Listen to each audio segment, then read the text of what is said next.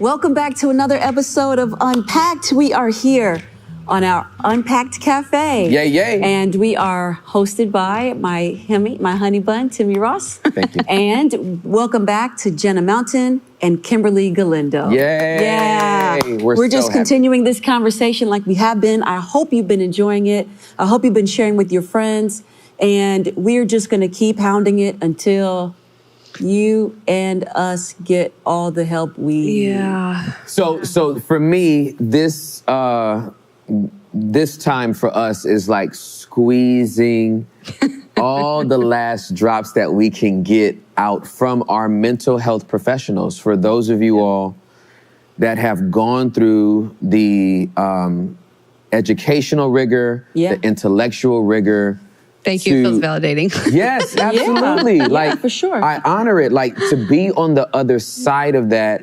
Obviously, you stepped into this work because you have compassion and because you have a willingness to help people. Yeah. But to go through the academic part of that, the educational part of that, what it takes to stay certified. You know what I mean? Currently, it's not a one and done. You're not in a field that's one and done.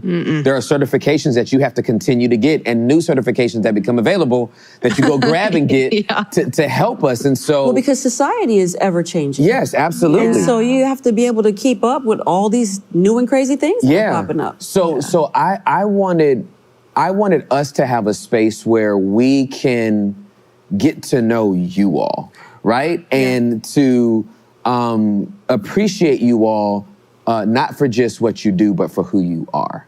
So like, that's my kind of intro. I love it. To that. And y'all, I don't know which one wants to start, if we want to flip a coin, but that's kind of how I want to jump in. I'd want to start with Kimberly. Okay. Yeah. Let's do it. Jenna's been here before, That's so true. I want to hear from Kimberly. Come on, Kimberly. Let's do it. Tell us all the things. Let's do it. And I get, she's like, tell me everything. Tell me everything. I'm here for it. I think, we've been talking a lot about, story and facing our shadow and all of that. Yeah. And a lot of times the question we get, what brought you into this work? Yeah. Did you have something happen to you? Yeah. What's your story? Yeah. And I think that's what we're asking folks. So, my story was that, I grew up, I've got family of origin stuff and my own traumas and all that kind of stuff. But I think the overarching draw, the compelling pull into this work was we're not talking about it. And why? Story. Yeah. I read in a trauma textbook that part of trauma work is making the story sayable and knowable. Wow. That's great. And I feel like that's been something that I have been so compelled to do for my own self. Yeah. But with the people that I walk with. Yeah. I want to make it sayable. I want to make it knowable. So I started off freshman year, music major. She plays. What do you play, Kim? I play the violin. She's a musician. I thought I was going to be a music teacher. Wow. I thought I was just going to help people, make it sound from squeaky to, serenade. Right. Your instrument. You could have played some tunes I for know, us. right? Worst semester of my life. Was absolutely miserable. Wow. Hated it. Wow. Moved back home, had no idea what I was going to do, and explored the course catalog and found psychology. Was like, that sounds interesting. Wow. And then I fell in love with how all of this came together and humanity. Yeah. And, in classes and volunteer work and all of that, fell in love with this odd thing called trauma. I worked in a lot of domestic violence facilities and sexual assault facilities and, family of origin stories. There was a lot of unsayable, unknown trauma. Yep. And to just the honor of bearing witness and the honor of holding space has just been this really compelling thing. And then I discovered that another thing that we don't make sayable or knowable is sex. So I pursued sex therapy. I'm a Awesome. trauma and sex Okay. therapist. I'm real fun at a cocktail party. Nobody wants to talk about my specialties ever. I'm here for both of those. I'm like, talk about making it sayable, knowable, because I noticed with a lot of trauma survivors, one of the things that gets affected is our sexuality, our intimacy, our ability to connect, and wanted to be able to do that complex work. And so those are the areas that I step into a lot. Not that I don't do a lot of other things, but just the privilege of making people's stories sayable and knowable, because I think we all probably needed that, as kiddos. I am, you had me at story. It's not that I haven't heard anything else you've said, but as soon as you said story, I just felt snatched in, because I'm a storyteller. Yeah. That's my life. You are. My life is telling stories. Yeah. And I never looked at my trauma as a way the enemy tried to stop me from being able to share. Say my story. Or to say my story. Yeah. That is like, I am compelled by this. I have a new way to encourage people forward in their own healing by letting them know now, as of a couple of minutes ago, you're being robbed of how to say your story. Yeah. And when you work to walk through healing, you will have a better narrative of your story to share with yourself and others. Yeah. I'm that's very fascinating to me. That takes the concept of the Bible being the greatest story that's ever been told and God being the greatest storyteller that's ever been told. Well, if he's a storyteller, then he made storytellers. Yeah. And the enemy's trying to rob us of telling our story. That's huge. Thank you so much for sharing it. Yeah, thank you for sharing that. You know, I told Jenna that I like therapists who don't mind having a level of transparency or to share, because people need to know that they are human too. Yeah, sure. Yeah. You know what I mean? There has to be that humanity so that people can connect with them.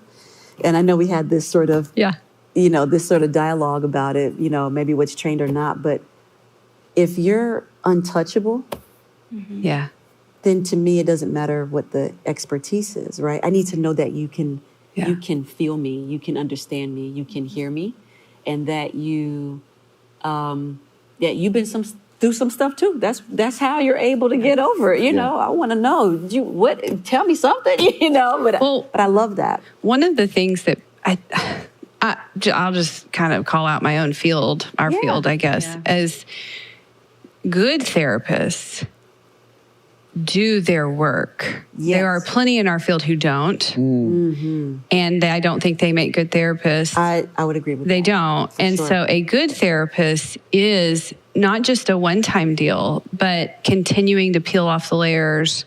We had a previous conversation on Unpacked where, Kimberly, you brought into the space that development continues through adulthood. And so we're continuing to do our adult development. And the reason it is so important, to your point, is therapists, mental health professionals, probably some of the other helping professionals, I think it could get a little bit potentially not a great situation, because I do think it requires some training, but we play surrogate attachment figures. And we have to have done our work and be aware of what's happening in the space with all the human beings, whether it's just one-on-one or we've got a couple or family, to allow them to healthily attach to us in a way that is still professional and boundaried and contained and controlled in a healthy way, so that they can feel their way through their healing. It's not just technical, although there's a lot of that. Sure. And then help them feel empowered to grow the strength and agency to not need it anymore. So a good therapist works themselves out of a job. For sure. Yes. But there is a part of it where we are a surrogate attachment figure for a season so that the healing can happen, because we are humans that need other humans to heal. And so I think that's my technical way of describing why that would be important. Yeah, for sure. To feel like we are human. It's a great analogy for sure to say a surrogate attachment. Yeah, I think it's super great. Yeah. The thought that the first scripture that came to my mind is that Jesus was touched by the feelings of our infirmities. Yeah. Right? And God in flesh made himself known as Emmanuel, God with us, interacting with us so that we could connect with him. Yeah. Right? And to him, but in bodily form, it was a surrogate. Yeah. I will not be with you always. It's temporary. Right? This is temporary. Right. I do have one coming after me that will be not with you, in you. Yeah. Right now, I'm going to be with you until you're strong enough for me to leave the deposit in you, then you can carry on. And I think that is your work. It is our work. I always say that, we were born for relationship. Yeah. We are wounded in relationship, and we heal in relationship. 100%. And the therapy process Slow is it down. a relationship. Slow down. Slow down. Is that like getting to your empath? Oh my gosh. I need the whole thing again. Yeah. Please, I need the whole thing again. So we were born for relationship. We are wounded in relationship, and we heal in relationship. Okay. So, I cannot tell you, and I'm sure whatever I'm about to say is probably times 5 in your field. I cannot tell you how many people I've talked to who are born for a relationship, get in a relationship, get wounded by a relationship, and never trust to be healed in a relationship. Yeah. They go through 2/3 of the cycle. Well, I would say the majority of our society, our world, is stuck on the second third of the cycle. Yep. Yeah. I mean, what would make you think that if it happened in a relationship, I'm going to go back into one and go through that again? I mean, I have a lot of compassion for where the, oh no, I'm out comes from. Yep. They don't want to do that. Yeah. They don't want to do that. So I'm curious. I want to know from your perspective. I have a perspective, it don't even matter right now. Having that compassion for people that say, why would I want to go through that? Yeah. What does that person need to have to push past that? We have such similar philosophies, but I'll answer first and then she'll layer on, because we tend to tag team like that. So the way I describe myself is that I am a relationship-informed trauma expert and a trauma-informed relationship expert. And they don't always come packaged like that, but they are very important to me like that. And so to answer your question, the trauma-informed relationship expert goes, you probably got wounded in a way that you lost yourself.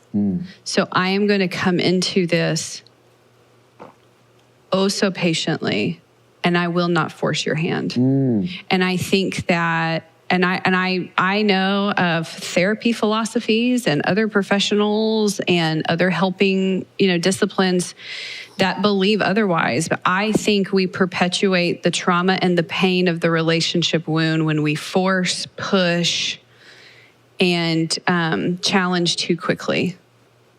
Because I think one of the most important things to reheal the person to be willing to come back into relationship is to remind them that they have a voice, that they have a no, that they get to choose, and to let them choose no for a while. Like, I can't tell you how many clients we sit with that are sitting back and like, I don't trust you. And one of the things that we get taught as trauma experts is don't expect them to trust you. That is a really assumptive and bold and audacious thing, to expect them to trust you when all the relationships they've gone through have been terrible. So why would I be any different? So we give them permission to doubt. We give them permission to not fully participate. We give them permission to struggle and move slow. And in that, you start rebuilding the trust to try. Yeah. What she's describing is what we call being the safe person Yep. versus demanding vulnerability. We just embody safety and patience and the waiting. Sounds a lot like Jesus. Yeah, for sure. Just Juliet had to help me with that. I have to be vulnerable in this moment and say that because of the work that I've done, and because when I tell you I'm a bona fide 2, she can attest. I am Off the charts. I'm off the chart 2. I'm helper, right? But where Juliet had to help the helper is that I would jump, when a person was drowning, I would jump in to save them. And usually you wind up drowning with the person, right? That's what all the scenarios are, unless you knock that person out, right? You got to jump in the water, punch them in the face, right? And then pull them out. And Juliet said, I want you, she gave me this beautiful picture. She said, babe, I want you to get to the point where you stand at the pier and watch your friends drown until they tell you, I need help, I'm drowning. So they become aware of it. That felt so counterintuitive to me. Sure. Right? Because I wanted to rescue. But what I realized is that, okay, I've done a lot of work and I know how it's made me feel, but I am demanding vulnerability that you can't give me until you're ready. They don't know. And so I have to stop. Yes. And we just had a situation I told her about last night where there was a person that early on I was kind of demanding vulnerability from, and I stopped, like cold turkey stopped, no follow-up. And this individual called yesterday and was like, I'm drowning. Like, to the point that I was like, It was along the nose. you know you know what I'm saying? I think it's a long nose. Do you know you're really drowning? You know what I mean? But like, yeah, he knows he's drowning now. Yeah. So it's just I needed to hear that, huh? Yeah, you say he knows he's drowning. It's like, and then do you want help? Now that you're aware. Yeah. You know. And so I needed that. Yeah. Like, I needed that context. I've been doing it, but I needed the context that, because I've changed my narrative. My narrative based on my trauma was vulnerability is dangerous. Sure. Yep. Right? 8 years old. Yeah. Yep. That was written over my psyche. Vulnerability is dangerous. Now it's the rephrase after my EMDR work from Aspen House. Thank you very much. I appreciate you all. Come on, Aspen House.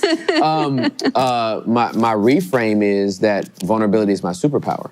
Yes, it is. And that I am vulnerable at the risk of other people's discomfort, right? Like, that's just who I'm going to be. I don't know what you're going to do with my vulnerability, but this is mine. And I get to put that out. I get to choose. I get to choose Yep. what I'm going to put out. That was hard work to do. Very. But I know the other side of it. So what are the things that people need to do to get over their trauma? What are like you want to hold space for them, right? Like, hey, I don't want you until you're ready. But once they're ready, what do we need to do? Like, what do you need from us as clients when we come in? Like, we came in and said we wanted to help, right? And I can only speak from being a leader of a church. I have preached many sermons that people have said amen to and done the opposite of. Yeah. Right? Yeah. For sure. So I wish a resident would ask me this question, like, hey, what do you need from me? What do you need me to do with your sermon? I would tell them right now, you know what I mean? But ideally, what are you looking for from your clients when they are the ones that came to you for help? Yeah. Right? Y'all don't exist as people that like go out and go, you look broken. No, we do Here's not. a card, you know what I mean? No. Hey, you look a little frustrated. Here's a card, come see me. But these people are seeking you out. Yeah. What do you need from them? I want them to hear that it's a process and it's going to be a long time. Yeah. Oh my gosh. You didn't walk 40 miles into the forest to get out into. It's true. So it's a process. That's good. You're ready. I also want you to hear it's a process. Yep. It's probably one of the biggest hurdles. It's the biggest hurdle. They want it. People come in Everybody with a wants it. preconceived idea of We all how do. long this should take, and it is rarely accurate. Yeah. Well, we have a Rarely. microwave mentality. Very. We want everything Yeah. done super quick. Let's just pop it in the microwave and let it be done. We don't take the time to do anything. Amazon Prime, Yeah. my healing. right away. Wow. Yeah. I want my toothbrush and my trauma recovery Yeah. tomorrow by 4. Yes. Yeah. I mean, there's just not a lot of other pockets of our healing or society or the way. I mean, I've actually looked, like, what would we compare it to? Because I even look at like Western medicine, and that doesn't mimic the timeline that people, experience with us. So I'm like, because we'll have clients who come in and actually say, like, okay, but like, they'll tell me, I go to PT for 4 months. How long am I coming to therapy? And I'll be like, I don't know. Yeah. And my guess is a really, really long time. The closest thing I've gotten to is if you have a medical condition that you're going to go see a functional medical specialist to learn to lifestyle change and manage probably for the rest of your life. You see them a whole lot in the beginning and eventually it pairs off, Yeah. but you're probably seeing that person forever. And I know that feels like an overreach. I love having a therapist on speed dial. I've done these deep work. I'll go back in and do more. I take breaks, but like I can go and do like a check-in. So like this idea of therapy being very time limited and short, it does feel daunting. We've talked previously that it is a privilege. Yeah. Yeah. And so, and we cannot change that reality that Yeah. that's probably what is going to be needed. So then we grieve it. Yeah. We grieve We that. grieve that we've been lied to and told fast and microwave Yeah. and all that is a part of it. Yep. And then we start walking forward. Well, and it's biblical that it takes time. I had to do this really fun women's retreat a couple of months ago. And the whole theme of the women's retreat was renew. Everything was renew. Yeah. And so I had to speak on renewed faith, renewed grace, renewed mind. And so in one of the sessions, I told them, hey, what is renewing? Well, in the Old Testament, one of the definitions for renew was to renovate, right? And then one of the definitions in Greek for the word faith was time. And of course, throughout the duration of the topic of that day, it takes time to renovate, Oh, yeah. right? It takes time to renovate. And there's nothing in life that you're literally going to say, I need to renovate something, right? That's going to happen overnight. Right. It is a process. You have to first think, this is a project. They make shows about how daunting that is. Yeah. Yes, Yeah, they yeah, do. yeah, Like yeah. for our entertainment. Right. This is so Yeah. true. So if we're going to renew our mind, Yeah. the Lord knows that it takes time to renovate. Yeah. And He has biblically given you the space to say, you can't turn the corner tomorrow. Right. Yeah. You can't microwave this. Like whatever work you're going to do, I know that it's going to take time and I'm patient. Right. You have to be patient with yourself Yeah. and give yourself permission to be patient and slow down and let me walk you through this process. Thank you, everyone, for watching this week. We are going to continue this conversation. So please meet us back here next week, Wednesday at 7 p.m. You don't want to miss. Welcome, my Unpacked family. Listen, I have an announcement for you. This announcement has been a long time coming. I want you to tell your friends. I want you to tell everybody that you know, because finally, in the history of ever, there was a history. For the first time this year, 2022, Embassy City Church will have their first women's conference. Yay!